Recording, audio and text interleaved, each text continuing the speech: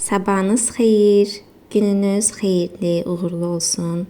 Glasgow-da bir günün videosuna xoş gəlmisiniz. Bugün sizlə bir yerdə bir gün ərzində nələr edirəm, onu göstərəcəm.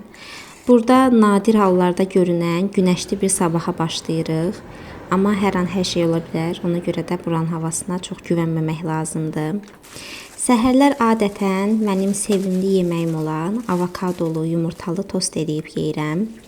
Arada dəyişiklik edirəm, pendir çörək yeyirəm, cem yeyirəm, amma ən sevdiyim və məni tox tutan resept budur. Ona görə sizə də tövsiyə edirəm. Həqiqətən çox ləziz dadır və gün ərzində 3-4 saat acmıram. Yemək hazırlaya sizlə öz təəssüratlarımı da bölüşmək istəyirəm.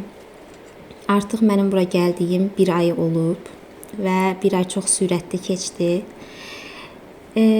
Çox qəribədir. Əslində bura öyrəşməyim xeyli bir zaman aldı. Hələ də alır. Deyə bilmərəm ki, tam öyrəşmişəm, amma ilk gəldiyim günlərə nisbətən artıq daha hər şeyə adaptasiya yaxşı ola bilmişəm. Xaricdə yaşamaq çətin imiş. Oxumaq da çətin imiş. Bunu mən anladım. Hələ tək qalmaq ümumiyyətlə çətin imiş. Yəni mən həmişə düşünürdüm ki, nəyə görə xaricdə oxumağa gedənlər əsasən də Böyük Britaniyada deyirlər ki, depressiyaya düşdük və s. Burada depressiyaya düşməli nə var ki, deyə düşünürdüm, amma həqiqətən də insan ailəsindən, sevdiklərindən, dostlarından uzaq qalanda, özü ilə baş-başa qalanda düşüncələri ilə də əsasda təklik insana fərqli cür təsir eləyirmiş. Əslində bu çox yaxşı bir şeydir. Yəni indiyə qədər mən komfort zonamdan bir növ çıxmamışdım. Bakıda ailəmlə bir yerdə qalırdım. Öz şəhərim idi, öz dilimiz idi, amma bu dəfə hər şey fərqlidir. Amma düşünürəm ki, insan ömründə ən azı bir dəfə də olsa tək qalmalıdır, tək yaşamalıdır.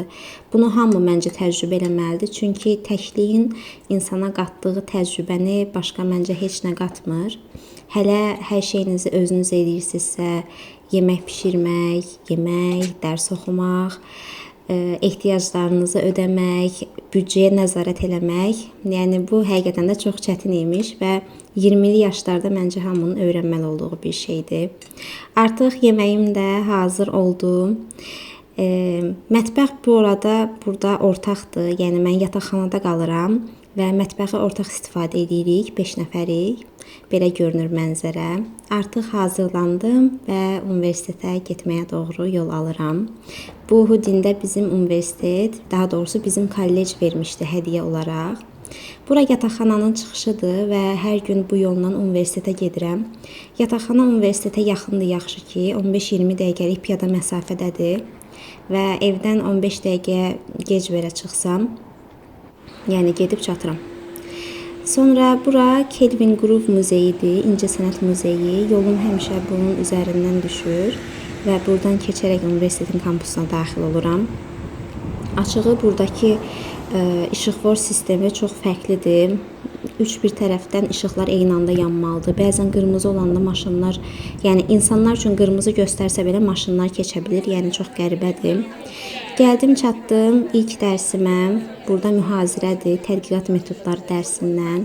Qrup işi eləyirdik. Bir yerdə tədqiqatları necə araşdırmaq lazımdır, hansı mənbələrdən istifadə etmək lazımdır, bunu öyrənirdik. Düz mənim mühazirə zalımın, yəni binamın yanında bayaq gördüyünüz İncəsənət muzeyidir bura. Növbəti dərsimə qədər vaxtım var idi. Dedim gəlin buranı da gəzim. Ödənişsiz idi və həqiqətən də çox maraqlı idi, gözəl idi. Müxtəlif mədəniyyətlərin rəsm əsərləri var idi, abidələri var idi. Burada xeyli bir vaxt keçirdim, gördüyünüz kimi.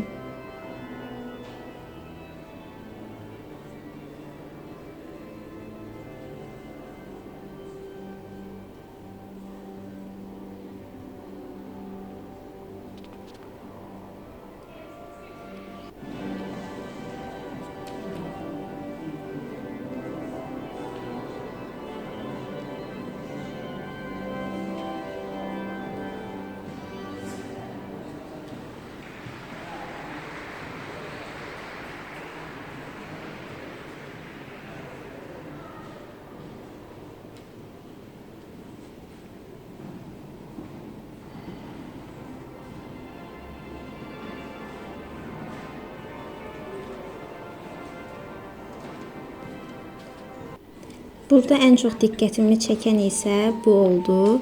Hansı ki, rəsm əsərini başa salırdı burada necə olmasını.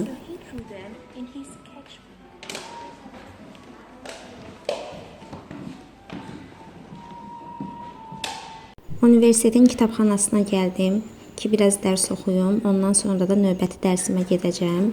Burada tələbə biletimiz vasitəsilə turniketi açırıq. 11 mərtəbədən ibarətdir kitabxana. Bölünüb 3 hissəyə, aşağı hissələr, yəni aşağı mərtəbələr, bir yerdə qrup işi görə biləcəyimiz və danışıb, yəni səs ala biləcəyimiz zonadır. Ancaq yuxarı mərtəbələrə qalxdıqca artıq orada səs salmaq olmaz. Bəzi hissələr var ki, pıçıltı ilə danışmaq olar, amma ən yuxarı mərtəbələrdə ümumiyyətlə səs salmaq olmaz. Yəni bu hissələrə bölünməsi də çox yaxşı idi. Çoxlu kompüterlərlə təchiz olunub. Yəni siz əgər öz kompüterinizi gətirməsəniz belə orada oturub kabinetinizə daxil olaraq dərs oxuya bilərsiniz. Bu gördüyünüz materialları mən oxumalıyam. Yəqin ki, dəhşətə gəldi sizdə. Nəysə, biraz dərs oxuyandan sonra artıq kitabxanadan da çıxdım. Evə doğru, yox, daha doğrusu çaşdım. Dərsə doğru gedirəm. Burada gördüyünüz kimi digər bir binaya daxil oldum. Universitetin kampusunda çoxlu binalar var. Bura açığı mola oxşuyur, heç universitetə oxşamır. Çox müasirdir və çox qəşəngdir. Burada bizim seminar dərsimiz əsasən olur, mühazirələr olan da olur. Yəni dərslərin hərəsi bir mərtəbədə, bir binada olur, fərqlidir.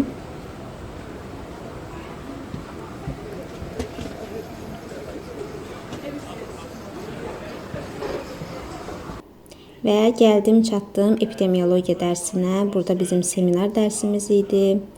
Ümumi başa salırdı müəllim. Müəllimimiz Çinlidir, Hong Kongdandır.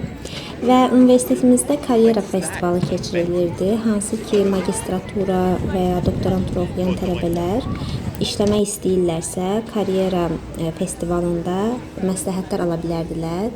Burada isə belə bir maraqlı şəkil qoyulmuşdu. İstəyənlər rəngləyə bilərdilər. Həmçinin pulsuz yemək də verilirdi. Uzun bir aradan sonra gəldim yataqxanaya, çayımı içirəm, yeməyimi yedim və sabaha yemək hazırlayıram, püre hazırlayıram.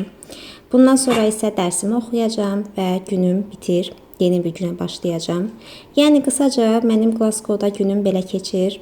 Hər şeyi çatdırmağa çalışıram, amma hər şey də o qədər də çatmır. Bu isə bizim mətbəximizdən yataqxananın daxilinə olan görüntüdür.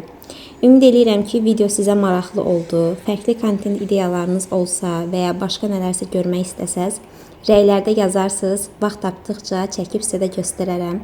Özünüzə yaxşı baxın, sağ olun, gələn videolarda görüşənədək.